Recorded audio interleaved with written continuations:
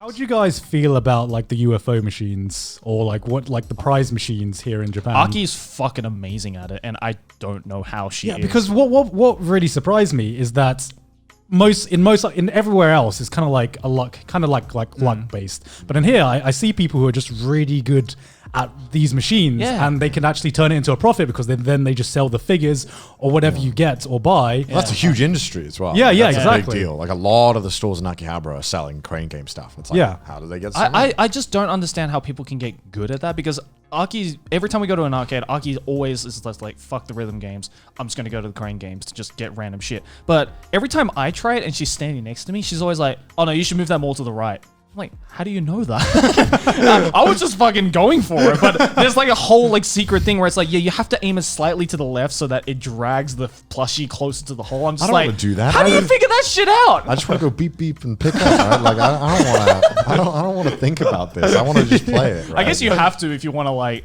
not spend as much money. But if I really want the thing in the crane, I'll just go to the shop next door that probably is selling it used for like 800 yen, which is way cheaper than it would. Yeah, every time you go to an arcade in Akihabara, there's always the store next to it is selling the exact thing you're trying to gamble for. But in Japan, if you mess up enough and you put enough money in the machine, the staff will come over and be like, "Hey, you want help?" We feel kind of bad. You've spent like how many thousands of yen on this? Yeah, which is why like when I have friends who are doing it who are fucking up loads and they put like $20, I'm like, put like 10 more bucks in, then I'll call the staff over. Yeah. And if you do that, normally they'll place it, they'll pick it up, literally put it on the box, and just require you to like tap it. Yeah. Like they'll pretty much set it up for you. And if baby mode activates. Literally baby mode. Like, so that pro tip: if you come to Japan, just use your Gaijin card and be like, I don't know how to do this. Sumimasen. Yeah, just chuck them a sumimasen, and they'll be like, all right, I got you, fam. Man, damn. Have you ever seen a crane game at the conventions in America? No, I haven't actually. I've seen them, but I've always been scared to try them. I guess because you can set the crane game to how difficult you want it. Yeah. And just knowing how like a lot of, at least American crane games that I've played, I mean, how they're they scams, bro. might as well just be like, there might as well not be a claw. It's basically just a slot machine with a claw attached. Yeah, you know what I mean. Exactly. With less odds of winning. With less odds of winning. Yeah. I'd rather put my money into an actual slot machine than a crane game, which I would not rather do anyway. Yeah. But no, there's like a lot of different games that you just don't see anywhere else in arcades. Like I don't know why. There's always a Fate Go like section. It's not just one machine. There's an entire row. There's a row of Fate Go machines in every fucking arcade. I swear to God. And those machines, have you played on those machines? I haven't yet. They're fucking expensive. What is it? I've never played the game. The cards, right? Yeah, it's so they're expensive because you can print out physical cards of the waifus that you get in Fate Go. Oh, yo, for real? Yeah. Oh, you don't know that? Oh shit! I'm surprised. Oh shit! They're very no, because you'll be broke. Don't. So Nabi, one of my best friends here, he is like a super heavy like Fate Go player. I mean, he used to be. AKA, he has no money. Yeah, Bro. AKA he's broke. Bro, I don't need to give Fate any more money. You Don't tell me this. Don't tell me this. But he would. But from what I saw, because I went to an arcade with him, and he was like, "Oh, can I just go onto the Fate Go machines?" And I'm like, "Yeah, actually," because I've always wanted to know what they were. I've always just walked past them, and yeah, it's like a double screen. It's like a giant DS essentially, where the bottom screen is like a touch screen, and you have these packet of cards, and you can essentially use cards to summon fake characters. That's so cool! Oh my God, you're telling me this, and I'm just like... And if you like win, like, and if it's like you use the Fate characters to like beat like a certain quest. It's kind of like Dragon Quest with Fate characters. And if you beat a certain quest, and depending on how you beat it, then you can unlock different waifus, and you can actually print out the waifus from the machine. Oh no! Don't tell him. Oh no! And like just to play one game is already expensive enough, but of course they take money to like actually print out the cards. Yeah. So it's just like so much money for the Fate franchise right now. And I know after today you're gonna go to You're just gonna see me in a week and just be like, guys, I've sunk way too much money into this. He's gonna come in with like a deck. Like why did you tell me? I'm surprised you never went on it, considering you made that whole Gacha video. I mean, like because of quarantine. It was quarantine that started my process for the Gacha video. So I haven't actually been to an arcade since quarantine started. So I've just been playing Fate Go.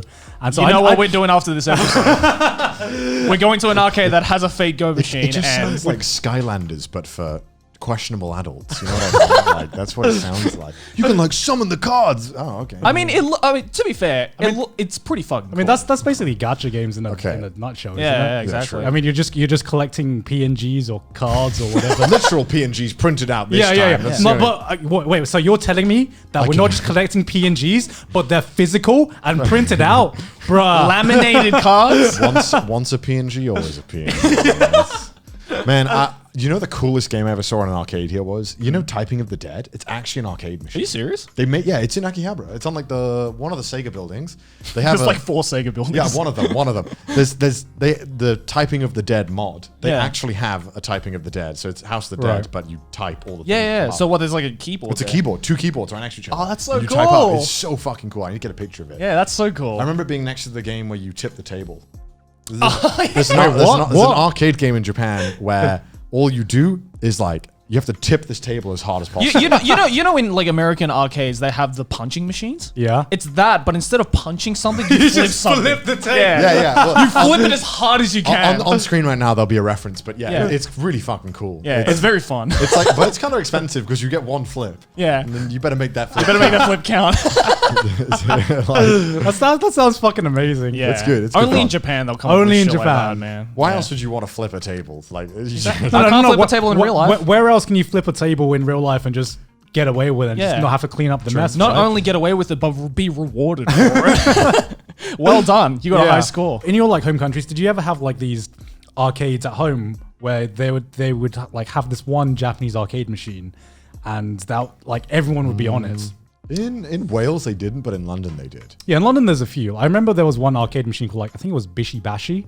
I love that game. Oh, they here. have Yeah. that. Yeah. Bishi Bashi's But like really in good. London, it was like a really, really old like It was arcade. beaten up. It was Oh, yeah. beaten up, and in here, like I didn't realize there was like new iterated versions of it. Right, And, right. Yeah, Bishi Bashi is a lot of fun. It's just basically like Mario Party on crack. With, Yeah, one, that- with, You know what I mean? with only one mechanic. It's Yeah. like you have to Yeah. press your button in certain ways, but it's Yeah. one button. I mean, It's great. Bishibashi means to hit.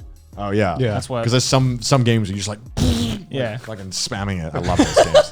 It's a fun game. You should play it if you ever come. Yeah, it's super fun. Yeah, basically, like I feel like one of the weeb experiences is to go to Akihabara, but I feel like you'd be missing half that by not going to an arcade as well. Yeah. And that's the good thing about Japanese arcades, right? Is that you don't have to go to Akihabara to experience it. No, because you don't. They're literally everywhere. Yeah. It's definitely like a different gaming experience from normal gaming in a way that like is hard to quantify the value of, I guess, because as a gamer, right? I love spending 10 hours a day playing video games, but like I can't spend more than like 4 hours in an arcade in Japan. Yeah, It's hard. It depends on the game for me. Yeah. I mean, I think nowadays. It's hot as well. Yeah. Oh, it's That's so fucking And if you're on the hot. floor where they smoke, like, because there's always one floor where you're allowed to smoke. Yeah. Oh my god, that floor reeks. Oh yeah. I mean, I feel like nowadays I probably have a little bit of an easier time because I've kind of diversified my rhythm game portfolio. Bring headphones. Oh yeah. Oh yeah, bring headphones. Bring your own headphones as well. You need an aux cord, basically. Yeah. Yeah, but if you don't, then you're gonna try and play a rhythm game while you're hearing 50 other Yeah, rhythms Yeah. at And the like, same time. It's I impossible. think that's why it's so hard for me to sit down. Most times before, for like months, I Yeah. didn't use headphones. I No. couldn't get into it. But when I put headphones on, I just do my just thing. in that Yeah. zone. Yeah. For like maybe like an hour, but Yeah, I because can't sit there for it too feels long. so good because I remember the first time I tried the piano machine and I didn't have headphones and I'm just like I can't even hear the music, so I'm just playing Press the Color. You know what I mean? Like I'm it's not there's no rhythm to this game. I'm just smashing what I see on screen. Yeah. But like with headphones, I'm like, oh, this feels good. Exactly. I feel like a fucking master at playing piano, and I'm here. I'm just like smashing. Ooh, pretty colors.